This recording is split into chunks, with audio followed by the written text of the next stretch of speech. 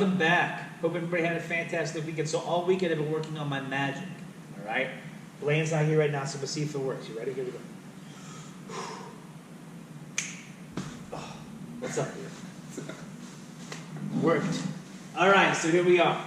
Week 3, day 1. Hope everybody's weekend was great. Hope everybody's staying safe and everybody's doing well. So today we're going to do 2 rounds of our warm-up. We're going to have a new movement, a new warm-up called the Coccyx Squat. All right, so I know it's spelled funky, kind of said funky, but it's a really good warm-up to help our hips in range of motion in our legs. So Blaine's going to go ahead and show us what the Coccyx Squat looks like. So he's going to go down. His feet are going to be outside of his shoulders. He's going to be wide. He's just going to be moving from side to side, just like this.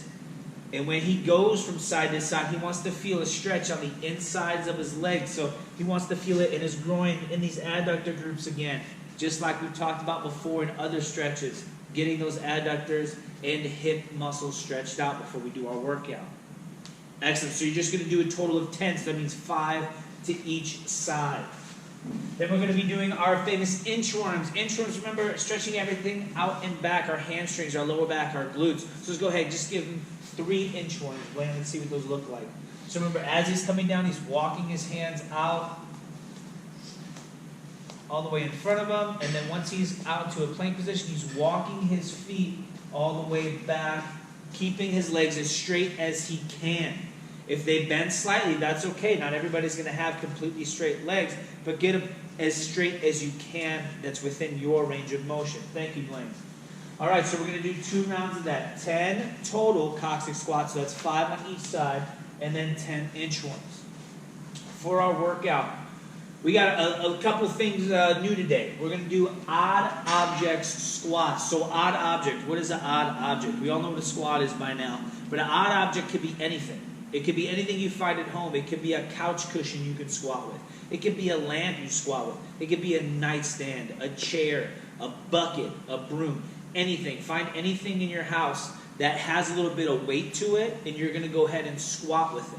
Now, depending on the object, say we have a bucket or something that we can go ahead and hold in front of ourselves while we squat. So it's going to be kind of like a goblet squat or a front squat.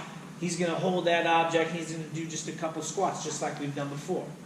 Now, whatever you hold, make sure that you can put it tight against that chest, or if you have to hold it underneath your arms, whatever you hold, just make sure you have it secured that you won't drop it. Safety first while we're doing these odd object squats. And if you want to, I would love to know what you guys use, so leave a comment below and say, I used a bucket, I used a flower pot. Tell me what you used for these odd object squats. Awesome. So for those odd object squats, we're only doing 15 today. Then we're going to do our spider crawls. We're going to do a total of 20 total, alternating each side, so 10 on each side. So Blaine's going to show us our spider crawls. You guys remember we did this last week. And he's going to start in a plank position, and he's going to bring his legs all the way to his elbows. So we want to feel this on the side, our obliques. We're working this core, this midsection. We're going to do a total of 20, 10 on each side. Thank you, Blaine. After we've done our 20 spider crawls, we're going to do 10 odd object overhead lunge. So whatever you used for your squats, your odd object squats, you're going to use the same thing for your overhead lunge. Again, this could be a bucket, a broomstick. Whatever you use for your odd object squat, you're going to use for your overhead lunge. So we're going to put it over our head, just like Blaine's doing.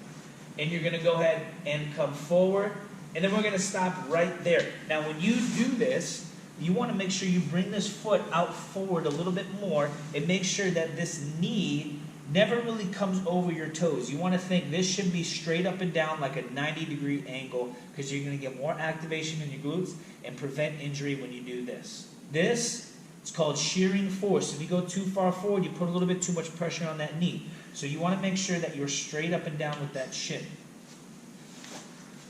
So for these odd object overhead lunges, we're going to do a total of 20, 10 on each side, alternating.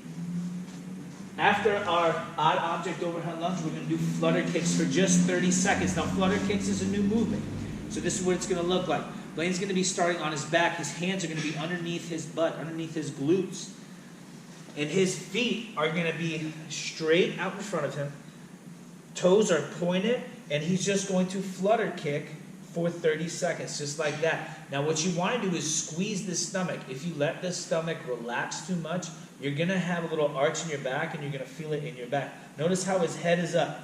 His midsection is nice and tight, and his body is kind of coming into a concave, almost like a bowl. You don't want it to go the other way where you have arch or space, right? I can put my hand underneath his back right now. We don't want that. So we want his back flat and flush against the ground. Awesome. So we're going to be doing 30 seconds of our flutter kicks. After our flutter kicks, bam, we're already at our rest for 60 seconds. We have 4 rounds of these exercises. Once we're done with our 4 rounds, and we've taken rest 60 seconds, we're going to go ahead and do our cool down. So remember, these cool down stretches deal and correlate with what we just did in the workout.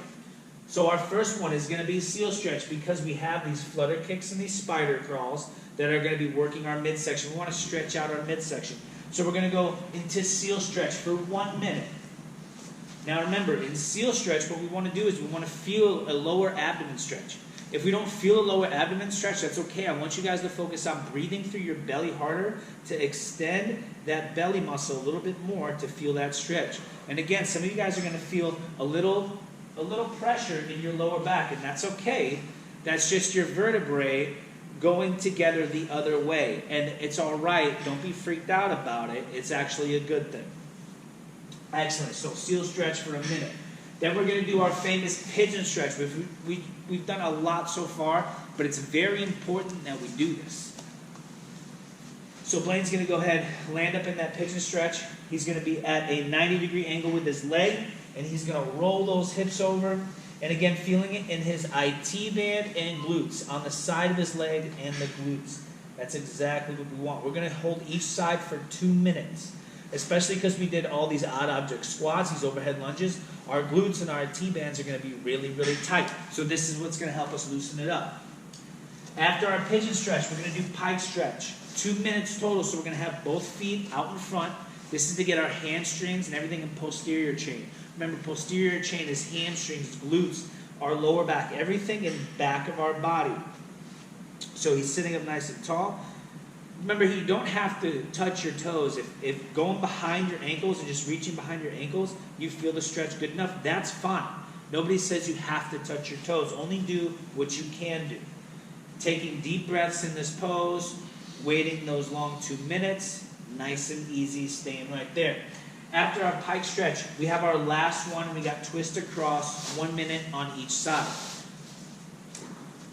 Remember, twist across is opening up our shoulder, our pec muscle, right? It's going to help reset our shoulders back, help us get better posture after working from home all day on the computer.